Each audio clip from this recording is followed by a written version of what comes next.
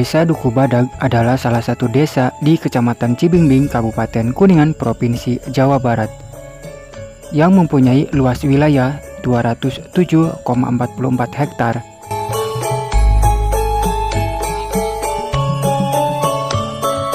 Dilihat dari topografi dan kontur tanah, Desa Duku Badag, Kecamatan Cibingbing secara umum berupa dataran rendah yang berada pada ketinggian antara 90 sampai 170 mdpl di atas permukaan laut.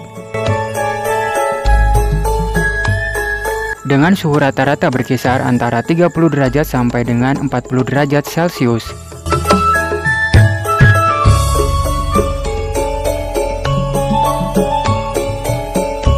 Desa Duku Badag terdiri dari 3 dusun, 5 RW, dan 26 RT.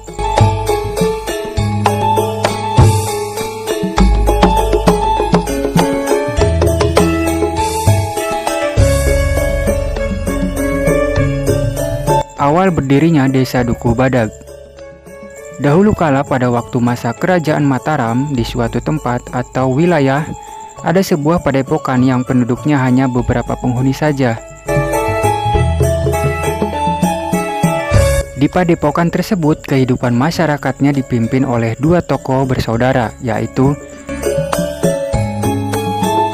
yang pertama adalah Ki Buyut Wisamerta, dan yang kedua adalah Ki Buyut Mertawisa.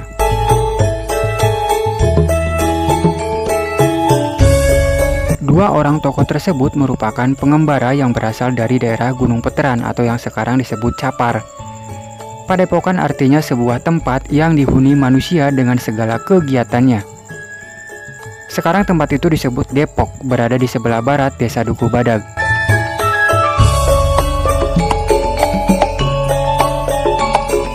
Pada waktu itu, wilayah Depok merupakan wilayah kurang subur dan selalu terkikis oleh aliran sungai dari Kali Cikaro.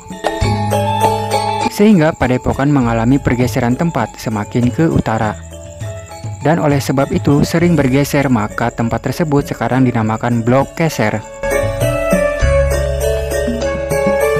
Setelah 2 tokoh sebagai pimpinan padepokan yaitu Buyut Wisamerta dan Buyut Mertawisa meninggal, kelompok masyarakat tersebut pindah ke sebuah lokasi yaitu bernama Golampit atau sering disebut Duku Turi karena banyak pohon turi di situ. Di wilayah inilah pertumbuhan penduduk makin bertambah dengan banyak pendatang dari daerah Pantura, pantai utara, yang konon kabarnya di daerah asalnya situasi keamanan sangat gawat. Sehubungan dengan pertambahan jumlah penduduk, pelebaran wilayah mulai merambah ke tempat yang lebih rata dan dianggap cukup sehat, sehingga membentuk suatu perkampungan dengan nama Cisahat.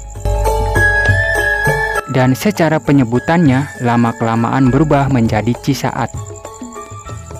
Hal ini dikaitkan dengan aliran sungai Cikaro yang mengalir ke daerah tersebut, yang setiap musim kemarau, sungai Cikaro benar-benar kering atau saat.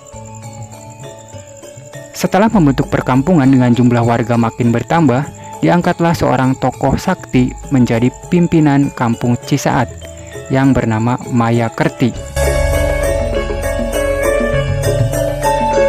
Seiring dengan pertumbuhan kampung Cisaat, pada waktu itu terjadi pembagian daerah pembatasan yang dilakukan oleh Kerajaan Gebang, yang ratunya bernama Ratu Arya Sutajaya Upas. Kampung Cisaat merupakan bagian dari wilayah Kerajaan Gebang. Kemudian diangkatlah Mayakerti sebagai ngabei, yaitu jabatan setarap kuwu yang mempunyai kewajiban menyetor upeti setiap tahunnya. Selang beberapa tahun kemudian, Mayakerti jatuh sakit dan penyakitnya cukup berat, yang berakibat tubuhnya cacat sehingga Mayakerti mengubah namanya menjadi Maya Taruna, yang artinya Bapak Maya yang penuh cacat. Dalam rangka menjalankan kewajibannya untuk memberikan upeti ke Ratu Gebang, Mayakerti yang berubah nama menjadi Maya Taruna melaksanakannya secara langsung dikarenakan tidak boleh diwakilkan kepada orang lain. Sehingga ketika menghadap Ratu Gebang, Mayakerti berangkat dengan menggunakan tandu. Dari kejadian inilah Buyut Mayakerti dijuluki oleh Gusti Sinuhun Arya Sutajaya Upas dengan julukan Ngabei Tandu Maya, yang pengucapannya lama-kelamaan berubah menjadi Tanumaya, tercatat dalam sejarah sebagai ngabeuy pertama desa Duku Badag. Perkembangan jumlah penduduk semakin bertambah dan penambahan perkampungan terjadi. Apalagi dengan datangnya pendatang baru dari daerah Jawa Tengah yang terkenal dengan sebutan Buyut Jawa. Datang bersama rombongan Nini Gendel, sebutan karena rambutnya gendel atau gimbal, dan tinggal berbentuk perkampungan baru yang bernama Kampung Maja. Sampai sekarang tempat tersebut tidak berganti nama. Penambahan kampung berikutnya terjadi dengan adanya seorang petapa terkenal bernama Aki Dukuh. Bersama pengikutnya, ia membuat pondoknya di sebelah utara Kiara Padung dan membuat perkampungan dengan nama Kampung Karangsari. Sampai sekarang pun nama kampung tersebut tidak pernah berubah. Proses kegiatan kehidupan masyarakat berjalan dengan baik, sehingga penambahan demi penambahan dalam memperluas perkampungan kerap terjadi. Di sebelah utara perkampungan Karangsari ada suatu pelataran yang cukup resik dan luas. Hal ini diakibatkan oleh endapan lumpur dan bebatuan yang terbawa arus sungai Cijangkelok. Hal tersebut membawa dampak dan daya tarik tersendiri bagi warga perkampungan untuk pindah dan menetap pada area baru tersebut. Diceritakan setelah perkampungan baru terbentuk, ada seorang petani tembakau yang cukup berhasil dan terkenal akan rasa dan aroma tembakaunya. Ada keunikan dalam mengolah hasil panennya, yaitu dalam memotong daun tembakau yang sudah dipanen. Dia memakai cara dipotong atau diiris besar-besar, badag-badag. Tidak seperti lazimnya petani yang lain memotong mengiris dengan cara lembut atau tipis-tipis.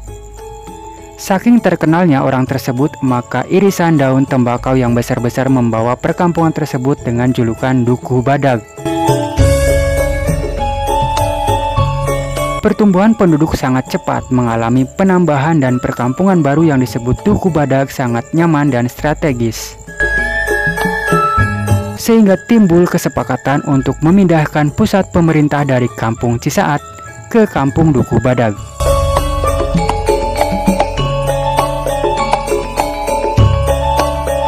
Setelah Duku Badag menjadi pusat pemerintahan di kala itu, maka atas restu Sinuhun Ratu Gebang, diangkatlah seorang tokoh sakti menjadi pemimpin, yaitu Ngabeuy Brajagiri, yang diyakini berasal dari Banten.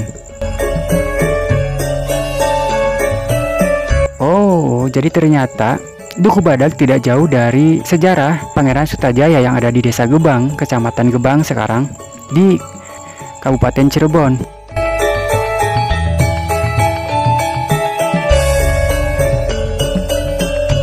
Jadi baru tahu, ternyata bisa nambah ilmu juga ya. Baiklah, Baresa Wargi, demikian sedikit informasi atau sejarah singkat tentang Desa Duku Badag, Kecamatan Cibingbing, Kabupaten Kuningan.